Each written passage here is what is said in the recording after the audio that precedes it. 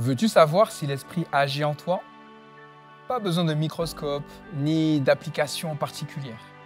Regarde ton cœur. Qui vois-tu? Que vois-tu? Joie, patience, maîtrise de soi? Ou peut-être l'inverse? Jalousie, rivalité, médisance, animosité, moquerie? On parle aujourd'hui de fruits, mais pas n'importe lequel, le meilleur.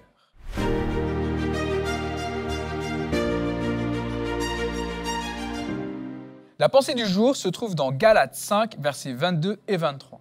Mais le fruit de l'esprit, c'est l'amour, la joie, la paix, la patience, l'amabilité, la bonté, la fidélité, la douceur, la maîtrise de soi. Salut, c'est Stéphane et j'espère que tu vas bien grâce à Dieu. Les croyants de Galatie avaient bien commencé. Ils avaient reçu l'évangile avec foi, expérimenté la liberté en Christ et goûté à la présence du Saint-Esprit. Mais bientôt, des voix légalistes sont venues semer le doute. Des enseignants affirmaient qu'il fallait revenir au rite de la loi, comme la circoncision, pour être pleinement accepté par Dieu. Une pression religieuse s'exerçait, menaçant la liberté et la joie de la communauté. Paul écrit avec passion pour ramener les Galates à l'essentiel. Il leur rappelle que c'est par l'esprit que nous vivons, et non par la chair, c'est-à-dire sous l'action de nos tendances naturelles, dans le but de rechercher une gloire personnelle. Il leur rappelle que ce n'est pas par la loi que l'on devient juste, mais par la foi en Christ, agissant par l'amour. Dans ce contexte, Paul présente une alternative éclatante, le fruit de l'esprit. Ce fruit est le signe d'une vie transformée, connectée à Dieu, soumise à sa présence. Il ne s'agit pas d'une performance morale, mais d'un résultat naturel de la marche avec le Seigneur. Ce fruit nous est présenté avec 9 aspects: l'amour, la joie, la paix, la patience, la bonté, la bienveillance, la foi, la douceur, la maîtrise de soi. Ces aspects du même fruit ne sont pas des objectifs à atteindre par nos propres forces, mais plusieurs facettes du fruit que Dieu fait mûrir en nous à mesure que nous lui laissons de la place dans notre vie. Le mot fruit est au singulier. Il s'agit d'un tout harmonieux, d'une vie cohérente.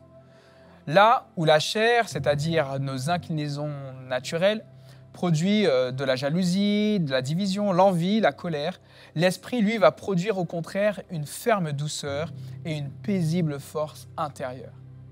Ce fruit est aussi le témoignage silencieux mais puissant d'un croyant transformé. Une personne remplie de l'esprit attirera naturellement non par des discours flamboyants, mais par une paix intérieure visible, une capacité d'aimer même dans les tensions, une patience face aux épreuves, une bonté désintéressée. La clé pour porter ce fruit, ce n'est pas de faire plus, mais de rester attaché à la source, à Jésus-Christ. Comme une branche attachée au tronc, notre vie est nourrie et transformée lorsque nous demeurons dans l'intimité avec Jésus-Christ, qui est le vrai tronc rempli de la vie, et nous sommes les branches greffées à ce tronc lorsque nous avons été baptisés. Peut-être ressens-tu parfois une sécheresse intérieure, une impatience croissante, une dureté de cœur. Ce n'est pas en essayant de corriger chaque défaut que tu avanceras, mais en revenant à la présence de Dieu, en t'abandonnant à l'action du Saint-Esprit, en passant toujours plus de temps à méditer, analyser la parole de Dieu et à passer du temps en prière.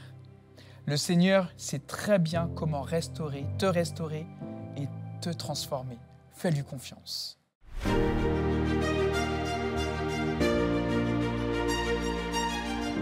Prends un moment pour méditer sur la facette du fruit de l'esprit que tu désires voir croître dans ta vie et cherche une façon concrète de le vivre aujourd'hui.